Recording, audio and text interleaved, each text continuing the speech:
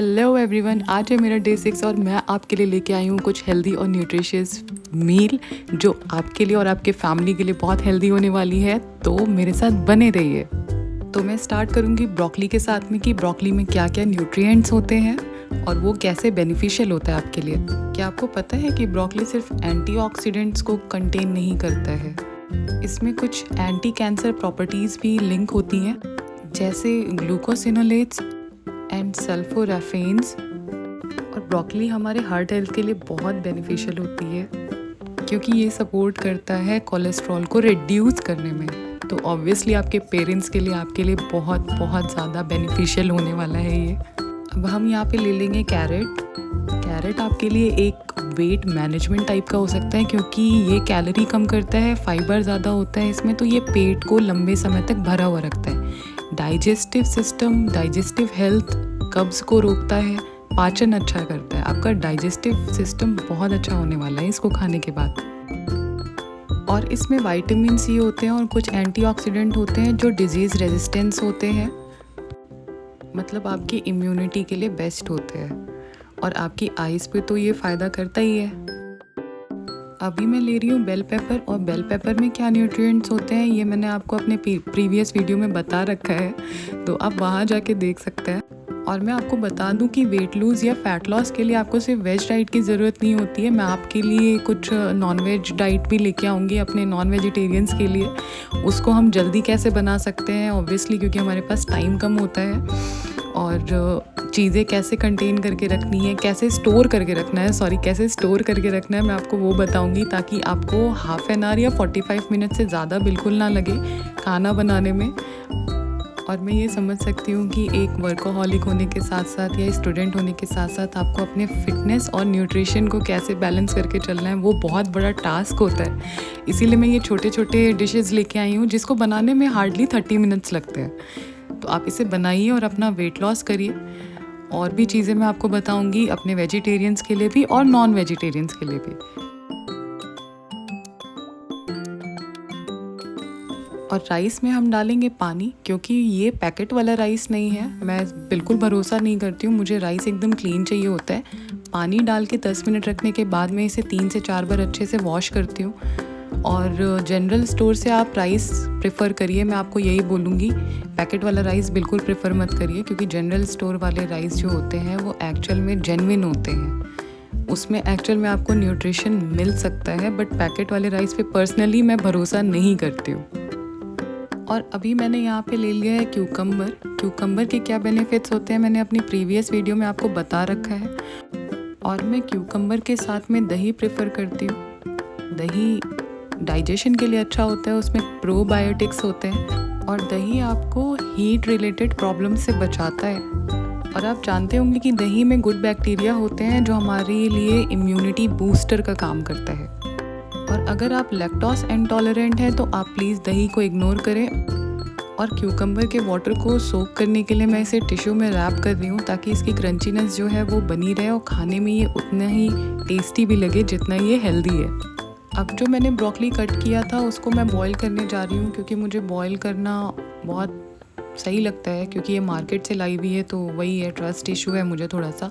But आप best for nutrient retention आप इसे स्टीम कर सकते हैं। फ़न फैक्ट ये है कि जब आप इसे लाइट स्टीम करेंगे तो ये प्रिजर्व करेगा अपने एंटीऑक्सीडेंट्स को, और बॉईल करने से तो आप जानते हैं थोड़ा सा इसका न्यूट्रिएंट जो होता है वो रिड्यूस हो जाता है। अब जो मैंने राइस लिया था उसको मैं अच्छे से रिंस करने जा रही हूँ। 3 से 4 बार मैं रिंस करूँगी ताकि ये जो पानी है वो बिल्कुल ट्रांसपेरेंट हो जाए। और राइस को मैं बॉईल करके बनाना ज़्यादा प्रेफर करती हूँ क्योंकि इसमें जो एक्सेस स्टार्च होता है वो रिमूव हो जाता है, उससे जो राइस है वो लाइटर होता है और इजी टू डाइजेस्ट हो जाता है। और इसको बॉईल करने के बाद लोअर कैलोरीज इसमें हो जाती हैं और इसका जो ग्लाइसेमिक इंडेक्स होता है वो कम हो जाता है, जो हमारे शुगर को तुरंत ही स्पाइक नहीं करता है। और यहाँ मैं अपने डिश के लिए ले रही हूँ पनीर। अगर आप लैक्टोज इंटॉलरेंट हैं तो आप टोफू का यूज़ कर सकते हैं सेम इंग्रेडिएंट के साथ में, सेम डिश बनाने के लिए। और यहाँ पे मैं क्या कॉन्डिमेंट्स वगैरह ऐड कर रही हूँ उसको मैं डिस्क्रिप्शन में लिख दूँगी। अब सारे कॉन्डिमेंट्स डालने के बाद मैं ऐड कर रही हूँ कोरिएंडर लीव्स, जो एक स्पेसिफिक टेस्ट हमें देगा, उसका स्वाद बढ़ा देगा। और पनीर को फ्राई करने के लिए मैंने लिया है 1 स्पून घी। और आप घी नहीं चाहते हैं तो आप उसमें ऑलिव ऑयल डाल सकते हैं। ऑलिव ऑयल में या घी में आप इसे प्रॉपर फ्राई करें और जब तक ये फ्राई होगा मैं चढ़ाऊँगी इंडियन वोक, जिसे हम कढ़ाई कहते हैं। उसमें मैंने डाला है घी। वही सेम आप ऑलिव ऑयल यूज़ कर सकते हैं अगर आप घी प्रेफर नहीं करते हैं। और जब तक वो हीट अप होगा चारों तरफ हम उसे स्प्रेड करेंगे उस घी को, और उसके बाद उसमें सारी वेजीज़ एक साथ डालेंगे और उसे थोड़ी देर के लिए सॉटे करेंगे। ये जो वेजीज़ हम फ्राई कर रहे हैं या सॉटे कर रहे हैं, इसमें जाएगा राइस जो अभी हमने प्रिपेयर किया था, बट उससे पहले हम डालेंगे ऑरिगेनो, चिली फ्लेक्स और नमक अपने हिसाब से, क्योंकि नमक मैं ऑलरेडी और चीज़ों में डाल देती हूँ तो हर जगह पे नमक मैं कम ही यूज़ करती हूँ। और अगर आपको चाहिए तो आप इसे तीखा करने के लिए ऊपर से चिली डाल सकते हैं, एज इन ग्रीन चिली डाल सकते हैं, टेस्ट इन्हेंस करने के लिए। आप बहुत ज़्यादा तीखा खाते हैं तो सारे इंग्रेडिएंट, वेजीज और राइस डालने के बाद हम इसे थोड़ी देर के लिए कुक करेंगे। और कुक हम तब तक करेंगे जब तक आपको ये फील नहीं होता है कि वो थोड़ा क्रंची हो चुका है। और ऐसे ही हमारा राइस रेडी हो चुका है। अब मैं इसे एक बाउल में ट्रांसफ़र कर रही हूँ ताकि मैं अपने प्लेट पे अच्छे से लगा सकूँ। मैंने जो क्यूकम्बर रखा था ड्राई होने के लिए, उसको मैं डालूँगी दही में, और उसमें मैं डालूँगी पिंच ऑफ सॉल्ट और ग्राउंडेड क्यूमिन जो मैंने घर पे ही बनाया था। और यहाँ मेरी फ़ैट लॉस मील बन के रेडी है। मैं आपको बता दूँ कि ये जितनी टेम्पटिंग दिख रही है उतनी ही टेस्टी भी थी। इसको कंज्यूम करने के बाद मैं जाऊँगी वर्कआउट करने के लिए 2 से 3 घंटे के बाद। अभी मैं आ चुकी हूँ जिम में और मैं करने जा रही हूँ चेस्ट एंड ट्राइसेप्स। पहले मैं करूँगी थोड़ी सी स्ट्रेचिंग, क्योंकि मसल एक्टिवेशन के लिए स्ट्रेचिंग बहुत ज़रूरी होती है। और मैं स्ट्रेचिंग इसलिए भी करती हूँ क्योंकि ये इंजरी प्रिवेंशन होती है, आपकी स्टिफनेस को कम करती है, मसल पुल या स्ट्रेन का खतरा जो होता है वो कम हो जाता है, और आपके ब्लड फ्लो को भी इम्प्रूव करता है, और बेटर पोस्चर होता है इससे, और बॉडी अलाइनमेंट होती है। अभी हम ट्रेन कर रहे हैं पेक्टोरल मसल को, जिसे हम चेस्ट भी कहते हैं। ये बेसिकली स्ट्रॉन्ग चेस्ट के लिए होता है, अपने चेस्ट को स्ट्रॉन्ग बनाने के लिए होता है। और इसमें हम अपने डेल्टॉइड्स को भी एक्टिवेट करते हैं। और डेल्टॉइड्स क्या है वो मैंने आपको अपने पिछले वीडियो में बता रखा है, तो आप वहाँ जाके सर्च कर सकते हैं। आफ्टर बारबल चेस्ट प्रेस मैं स्टार्ट करने जा रही हूँ इंक्लाइन डंबल प्रेस, और इसमें हम क्लेविकुलर पेक्टोरल्स को टारगेट करते हैं, उसके साथ ही साथ एंटीरियर डेल्टॉइड्स को भी इंगेज करते हैं। मैं आपको बोलूँगी कि अगर आप न्यू हैं वर्कआउट करने के लिए तो आप डंबल्स ही यूज़ करें, क्योंकि वो ग्रेटर रेंज ऑफ मोशन देता है।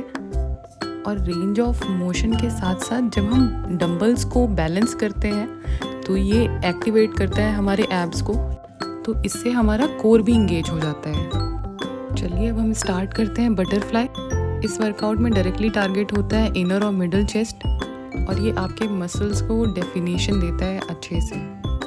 और मैं आपको बता दूं ये बिगनर फ्रेंडली है और जॉइंट फ्रेंडली है, good for rehab, control training है, स्टेबिलिटी प्रोवाइड करवाता है। अब यहाँ पे मैं ले रही हूँ डंबल और मैं स्टार्ट करने जा रही हूँ डंबल प्रेस ओवरहेड एक्सटेंशन। ये वर्कआउट हमारे ट्राइसेप्स के लिए होने वाला है, और ये इम्प्रूव करता है प्रेसिंग स्ट्रेंथ को। अगर हमें बेंच प्रेस करना है, पुशअप करना है, डिप्स करना है, ATC आपको जो भी करना है, उसमें ये बहुत ज़्यादा स्ट्रेंथ प्रोवाइड करवाता है। अच्छा, मैं आपको ये बता दूं कि मैंने अपने बॉडी के अकॉर्डिंग सबसे लाइटर वेट लिया है। आप इसे लाइट वेट से स्टार्ट कर सकते हैं, और मेरे बॉडी वेट के अकॉर्डिंग मैंने 5 kg लिया है। आप अपने बॉडी वेट के अकॉर्डिंग या अपने कैपेसिटी के अकॉर्डिंग वेट चूज़ कर सकते हैं। चलिए अब हम स्टार्ट करते हैं ट्राइसेप प्रेस डाउन, और मैं आपको बताती हूँ उसके बेनिफिट्स क्या है। पहला, प्राइमरी मसल जो है हमारे वो तो उसमें इंगेज होती हैं। सेकेंडरी मसल जो है जैसे फोर आर्म, शोल्डर, कोर, ये सारी चीज़ें इंगेज होती हैं। फोर आर्म हमारे ग्रिप और रिस्ट को स्टेबलाइज करता है। शोल्डर जो हेल्प करता है स्टेबलाइज करने में आर्म पोजीशन को, और कोर स्लाइटली इंगेज करता है कि हम अपने पोस्चर को अपराइट रख सकें। मैं अपने वर्कआउट में कितने सेट्स और कितने रेप्स कर रही हूँ ये भी बताऊँगी, बट उसके लिए पहले आपको मेरे चैनल को सब्सक्राइब करना पड़ेगा। अब मैं करने जा रही हूँ अपना सेकेंड लास्ट वर्कआउट, जो कि क्रंचेस है। क्रंचेस आप देखिए मैं कैसे कर रही हूँ। मुझसे अपने ही वेट पे क्रंचेस नहीं किया जाता है, इसलिए मैं थोड़ी सी हेल्प लूँगी। और मैं आपको बता दूं कि इसमें हमारा जो प्राइमरी मसल है वो है रेक्टस एब्डोमिनस, जो हमारे 6 पैक मसल होते हैं, और सेकेंडरी जो हमारे ओब्लिक्स साइड एब्स होते हैं वो इंगेज होते हैं इसके अंदर। अब एब्स का वर्कआउट ख़त्म करने के बाद मैं जाऊंगी अपना लास्ट कार्डियो करने के लिए। कार्डियो मैं 20 मिनट्स करूंगी क्योंकि मैंने आपको बताया कि फ़ैट लॉस में कितना हेल्प करता है। और मैं वर्कआउट को कैसे फॉलो कर रही हूँ पूरी डिटेल जानने के लिए आप मुझे कमेंट करिए, ताकि मैं और भी वीडियोस आपके लिए ला सकूँ। मैं आपको बता दूँ कि मैंने ऑलरेडी अपना 3 kg वेट लूज़ कर लिया है। उस पर भी मैं एक वीडियो बनाऊँगी कि मैं पहले कैसी दिखती थी, बीच में कैसी थी और अभी कैसे हो गई, उसमें क्या प्रॉब्लम्स आए मेरे बॉडी में। बाकी आपको मेरी वीडियोज़ अच्छी लगे तो please like, share and subscribe. तब तक के लिए बाय बाय।